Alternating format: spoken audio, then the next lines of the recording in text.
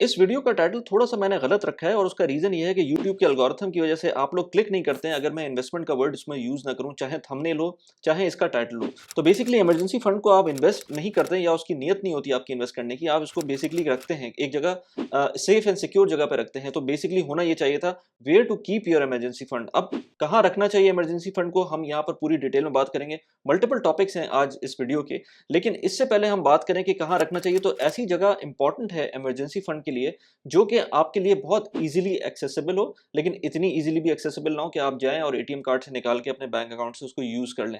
इतना भी easy accessible नहीं होना चाहिए। मैं उसके बारे में आज आपको एक फ्रेमवर्क दूँगा, लेकिन ऑफ कोर्स आपके अपने हैबिट्स ये डिफाइन करेंगे कि आपको खुद अपना इमरजेंसी फंड कहाँ रखना है। इसके अलावा आप खुद किस पोज़ीशन पे हैं, आप लेट्स से अपने होम कंट्री के अंदर हैं, आप कहीं बाहर हैं, एज़ एन एक्सपैट काम कर रहे हैं। ये बहुत सारे वेरिएबल फैक्टर्स हैं जो आपके इमरजेंसी फंड को डिफाइन करेंगे और आपको उन फंड्स को रखना कहाँ पर है, ये बताएँगे। मैं यूएई में रहता हूँ एज़ एन एक्सपर्ट, मैं उसके पर्सपेक्टिव से बात करूँगा, लेकिन ये वीडियो आप कहीं भी रह रहे हैं पूरी दुनिया में, आप उसको अपने हिसाब से मोल्ड कर सकते हैं। सो हम इस वीडियो में आज 4 टॉपिक्स पे बात करेंगे इमरजेंसी फंड के पर्सपेक्टिव से। सबसे पहले तो हम ये बात करेंगे कि इमरजेंसी फंड होता क्या है? उसके बाद हम ये बात करेंगे कि इमरजेंसी फंड कितना होना चाहिए? उसके बाद हम बात करेंगे कि इमरजेंसी फंड को किस तरह से एक्यूमुलेट कर सकते हैं और सबसे आखिर में हम ये बात करेंगे कि इमरजेंसी फंड को कहाँ रखना चाहिए या इन अदर वर्ड्स कहाँ इन्वेस्ट करना चाहिए। इन चारों टॉपिक्स पे हम बात करेंगे, तो प्लीज़ वीडियो को आखिर तक देखें और इस वीडियो को लाइक ज़रूर कीजिएगा, सब्सक्राइब भी करना चैनल को अगर अभी तक आपने नहीं किया है, और अपने फ्रेंड्स के अंदर और अपनी फैमिली के अंदर इस वीडियो को प्रोपेगेट करें अगर किसी को आपको लगता है कि इमरजेंसी फंड के बारे में इतना ज़्यादा अच्छी तरह से डिटेल नहीं पता, क्योंकि ये बहुत ज़्यादा इम्पोर्टेंट सब्जेक्ट है और फर्स्ट स्टेपिंग स्टोन है अगर आप अपनी पर्सनल फाइनेंस की जर्नी को इम्प्रूवमेंट की तरफ लेके जा रहे हैं।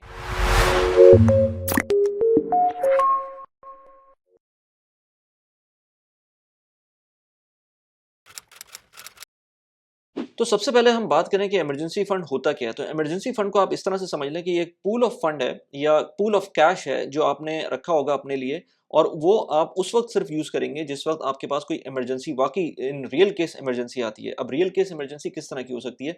रियल केस इमरजेंसी के अंदर लेट से आपकी कोई मेडिकल सिचुएशन हो जाती है जिसमें लेट से आपकी इंश्योरेंस आपको कवर नहीं कर रही और आपको हर सूरत में वो मेडिकल लेट से कवर लेना है, या लेट से आपकी फैमिली मेंबर में कुछ इस तरह का, इमीडिएट फैमिली मेंबर में कुछ इस तरह की इमरजेंसी आ जाती है जिसकी वजह से आपको वो पैसे उनको देने पड़ रहे हैं, या लेट से आपकी गॉड फॉरबिड आपकी जॉब लॉस हो जाती है और उसके केस के अंदर आपको कुछ महीने लेट से अपने अपने जो रनिंग एक्सपेंसेस हैं उनको निकालना है, क्योंकि जब जॉब लॉस होगी और आप स्पेशली अगर एक्सपर्ट हैं तो आपके पास इतना फंड होना चाहिए कि अगले कुछ महीने कवर कर सके इन केस आपको अगली जॉब सर्च करनी है, या इन केस इवन अगर आपको वापस अपने कंट्री जाना है। तो ये वेराइटी ऑफ फैक्टर्स हैं जिसके अंदर इमरजेंसी फंड यूज हो सकता है।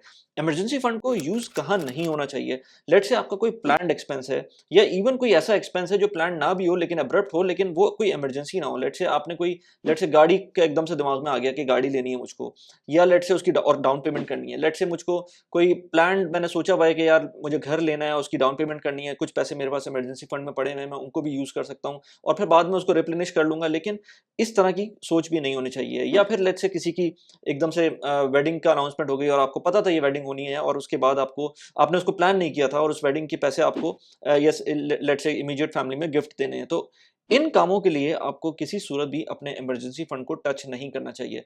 इमरजेंसी फंड प्योरली आपके प्योर इमरजेंसी के केसेस के अंदर यूज होना चाहिए। वो एक छोटी अमाउंट होगी, बहुत बड़ी अमाउंट नहीं होगी, और वो एक जगह रखी भी होगी। अभी हम बात करेंगे कि इमरजेंसी फंड कितना होना चाहिए।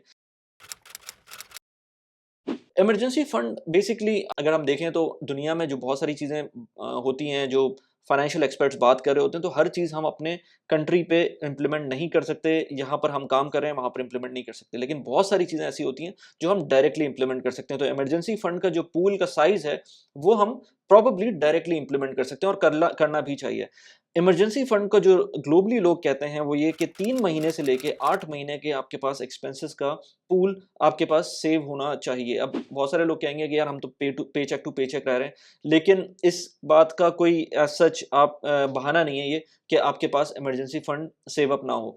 इमरजेंसी फंड को हर सूरत में आपके पास 3 महीने मिनिमम और मैक्सिमम लेट से 8 महीने, इवन 12 महीने कुछ लोग रख रहे होते हैं। मेरे ख्याल से 6 मंथ्स टू 8 मंथ का आपके पास इमरजेंसी फंड इन कैश होना चाहिए। Even in case of debt, अगर आप किसी कर्जे में हैं तब भी आपको हर सूरत में अपना इमरजेंसी फंड पहले रिप्लेनिश करना चाहिए। बल्कि डेव रैमजी के जो फेमस 7 बेबी स्टेप्स हैं, उसके अंदर हम अगले पॉइंट पे आएंगे वैसे कि एक्यूमुलेट कैसे करना चाहिए इमरजेंसी फंड को। लेकिन अगर हम डेव रैमजी की बात करें तो उसने जो कहा हुआ है, तो पहला स्टेप उसका जो 7 बेबी स्टेप, डेव रैमजी बहुत बड़ा मशहूर फाइनेंशियल पर्सनल फाइनेंस का गुरु है यूएस के अंदर, तो वो जो अपना पहला बेबी स्टेप बताता है वो अपने इमरजेंसी फंड को रिप्लेनिश करने के लिए या इमरजेंसी फंड को बिल्ट अप करने के लिए बात करता है। वो यूएस के पर्सपेक्टिव से बात करता है, वो कहता है $1000 होने चाहिए और उसके बाद आपके पास एटलीस्ट 3 महीने से 6 महीने से 8 महीने तक का एक्सपेंस आपके पास होना चाहिए। अब हम बात करें अगर कि ये इमरजेंसी फंड एक्यूमुलेट कैसे करना चाहिए, तो एक्यूमुलेट करने के लिए again as I said baby steps जो डेव रैमजी के हैं, अगर उसको फॉलो करें उसके हिसाब से $1000 आप सेव करेंगे। सबसे पहले तो अगर आपका कोई आप किसी आपको कोई लोन रीपेमेंट भी करनी है और इन केस अगर वो लोन रीपेमेंट बहुत ज़्यादा हैवी नहीं है, हैवी ऑन इंटरेस्ट नहीं है, तो आप सबसे पहले $1000 अपने जमा कर लें। अब $1000 को इक्विवेलेंट अगर देखेंगे पाकिस्तान में तो वो 3 लाख रुपए बन जाते हैं। आप आपकी मर्जी है, आप उस बैरोमीटर पे जाना चाहते हैं। It all depends on how much your expenses are. तो अगर आप उसके हिसाब से देखेंगे या लेट्स से आप यूएई के हिसाब से देखते हैं तो वो तो लेट्स से 4000 दिरहम बनते हैं, तो वो भी again it depends on everyone's individual circumstances. लेकिन $1000 एक बेंचमार्क उसने बनाया था यूएस का, तो मैं अगर यूएई की बात करूं तो वो एक यूएई के बेंचमार्क के हिसाब से सही बेंचमार्क बन सकता है अगर आप फैमिली के साथ रह रहे हैं यहाँ पर। और उसके बाद आप अपने ट्राई करें कि अपने लोन्स को, जो हाई इंटरेस्ट लोन्स हैं, उसको ख़त्म करें। एट द सेम टाइम आप थोड़ा-थोड़ा पैसे अपने ये जो इमरजेंसी फंड का पॉट है, उसके अंदर जमा करना शुरू करें। As low as 5% every month अगर आप जमा करना शुरू करेंगे और उसको over the period of 12 months देखेंगे, तो आपके पास सब्सटेंशियल अमाउंट बन सकती है। जब आप इस अमाउंट पे पहुँच जाएँगे, जो भी आपने सोची हुई है, लेट्स से 3 मंथ सोचा हुआ है, लेट्स से 6 मंथ सोचा हुआ है, लेट्स से 8 महीने सोचा हुआ है। वंस वो अमाउंट आप पहुँच जाते हैं, उसके बाद आप इन्वेस्टमेंट्स की सोचेंगे।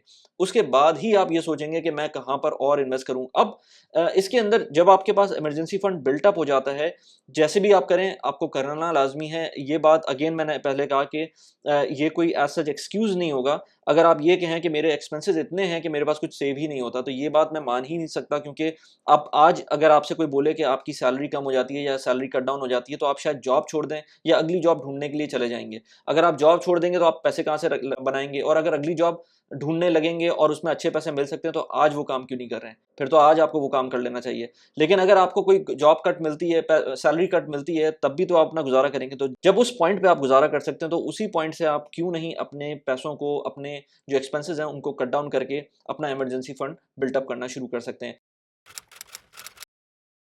अब नेक्स्ट पॉइंट पे आते हैं, जो कि इस वीडियो का क्रक्स था, कि इसके अंदर हम बात करेंगे कि कैसे आप इमरजेंसी फंड को कहाँ पर इन्वेस्ट कर सकते हैं।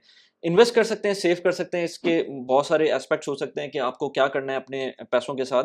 लेकिन मैं ये कहता हूँ कि आप अगर लेट्स से मैं यूएई की बात करूँ, पाकिस्तान को भी हम बात कर सकते हैं, इंडिया की भी बात कर सकते हैं, लेकिन मैं क्योंकि एक्सपर्ट हूँ तो मैं उसके हिसाब से उसके ज़्यादा पर्सपेक्टिव से बात करूँगा। लेकिन जो मैं बात कर रहा हूँ ऑलमोस्ट कोई 80-70% वहाँ पर भी इम्प्लीमेंट हो जाएगी पाकिस्तान के अंदर।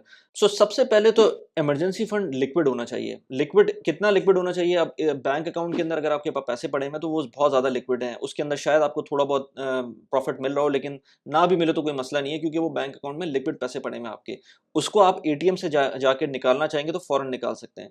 लेकिन आप सिमिलर काइंड ऑफ जो लेट्स से एक टूल है यहाँ पर नेशनल बॉन्ड का, उसके अंदर भी लिक्विड होता है पैसे, लेकिन उसके अंदर 2 से 3 से 4 दिन लग सकते हैं आपको विथड्रॉ करने के लिए। तो मेरे हिसाब से इमरजेंसी फंड को, अगर मैं एग्जांपल लेता हूँ कि फर्ज करें आपको बेयर मिनिमम 5000 या 6000 दिरहम्स, लेट्स से आपका पता है कि आपको आपके महीने के खर्चे हैं, तो 6 महीने के खर्चे आपके ऑलमोस्ट कोई 30,000 दिरहम्स बन जाएंगे।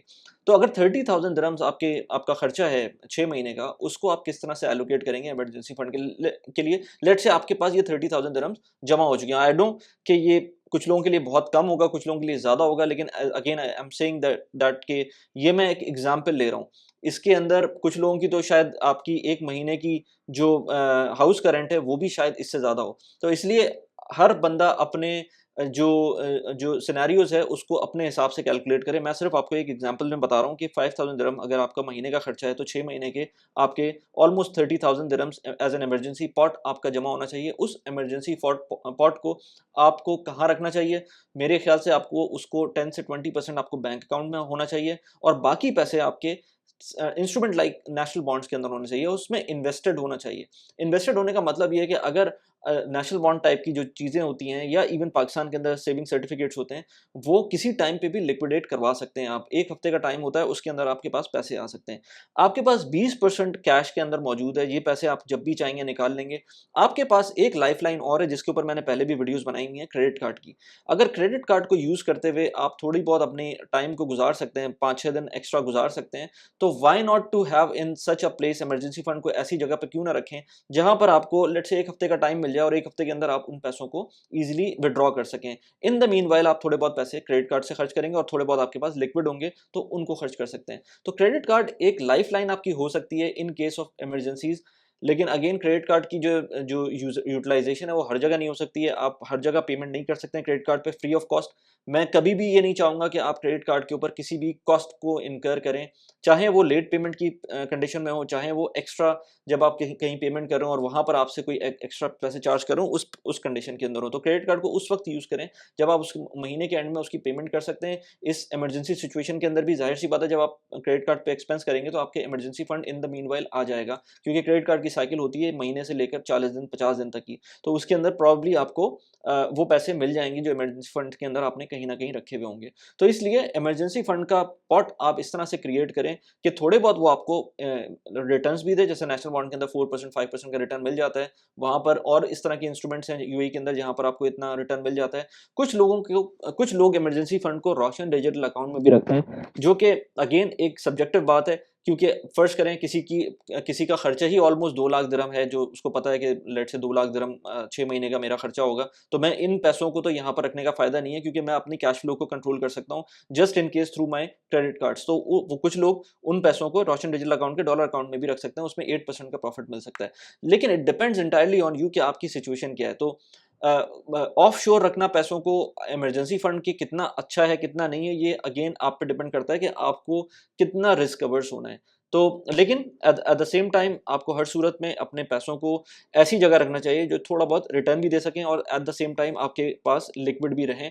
मैं इस बात को इसलिए कहता हूँ क्योंकि अगर आपके पास बैंक में एटीएम कार्ड होगा तो उसको निकालना बहुत आसान है compare to something like Roshan digital account या नेशनल बॉन्ड्स। वो ऑल्दो के लिक्विड हैं, लेकिन उसमें महीना तो नहीं, sorry I am saying extended time, लेकिन हफ्ते का टाइम लग सकता है इन चीज़ों से पैसे निकालने में। तो आपके पास एक डिटरेंस होगी जब आपके पास कोई एक्सपेंस ऐसा आएगा जो कि इमरजेंसी का नहीं होता और आपके पास पैसे होते हुए भी आप नहीं निकालेंगे, क्योंकि आपके पास एक डिटरेंस होगी। तो इट इज़ वेरी इंपॉर्टेंट कि आप कुछ इस तरह से अपना पोर्टफोलियो इमरजेंसी फंड का बनाएं। इमरजेंसी फंड के पैसों को किसी सूरत भी आप अपने जो स्टॉक्स हैं या इस तरह की जो वॉलेटाइल एसेट्स हैं उसके अंदर ना डालें। इवन एक किसी प्रॉपर्टी की डाउन पेमेंट में यूज़ ना करें, किसी स्टॉक के अंदर ना इन्वेस्ट करें, क्योंकि वो पैसे कभी भी नीचे जा सकती है उस एसेट की प्राइस, और आपको फिर जिस टाइम पे इमरजेंसी आएगी उस टाइम पर आपको प्रॉब्लम आ जाएगी। स्टॉक्स के ऊपर मैं मल्टीपल वीडियोज़ बनाता रहता हूँ। मैंने एक वीडियो बनाई थी बराका के प्लेटफ़ॉर्म के ऊपर। बराका के ऊपर में अगर आप के प्लेटफ़ॉर्म के थ्रू यूएस के स्टॉक्स में अगर जीसीसी कंट्रीज़ में इन्वेस्ट करते हैं तो आपको अप टू $25 का बोनस भी मिल सकता है मेरे रेफरल कोड को यूज़ करते हुए। लिंक मैंने डिस्क्रिप्शन में डाला हुआ है। लेकिन स्टॉक्स अगेन अगर आप स्टॉक्स में इन्वेस्ट करते हैं तो आपको हमेशा अपने रिस्क का पता होना चाहिए कि कितना रिस्की इन्वेस्टमेंट होगी। Over the period of 5 to 10 years भी शायद आपको रिकवर ना करें उसके पैसे। मैं जिस तरह से अभी इन्वेस्ट कर रहा हूँ, मैं डॉलर कॉस्ट एवरेजिंग करता हूँ, उसके अंदर हर महीने थोड़ा-थोड़ा पैसे करके डाल रहा होता हूँ, जो कि अच्छा चल रहा है इस वक़्त, लेकिन it can go anywhere any time. So it has to be long term. जब तक आप लॉन्ग टर्म नहीं सोचेंगे तो स्टॉक्स के अंदर ना जाएँ। इसी तरह से और जो जो एसेट क्लासेस हैं, चाहे प्रॉपर्टी हो गई, चाहे और एसेट क्लासेस हो गई, ये लॉन्ग टर्म ये लॉन्ग टर्म एसेट क्लासेस होती हैं। मैं मल्टीपल वीडियोज़ बनाता रहता हूँ रियल एस्टेट के ऊपर, पैसिव इनकम के ऊपर, इस तरह की चीज़ों के ऊपर। पैसिव इनकम के ऊपर मैंने एक वीडियो बनाई थी, यहाँ पर उसका लिंक लगा दिया है। उसके बारे में आप जाके देख सकते हैं कि कैसे आप मल्टीपल फॉर्म्स की पैसिव इनकम ले सकते हैं। इसके अलावा रेंटल वर्सेस बाइंग की मैंने एक वीडियो बनाई थी दुबई के अंदर रहते हुए, यहाँ पर उस वीडियो का लिंक लगा दिया। कैसी लगी वीडियो प्लीज़ मुझे बताइएगा। Thanks for watching the video. Bye bye.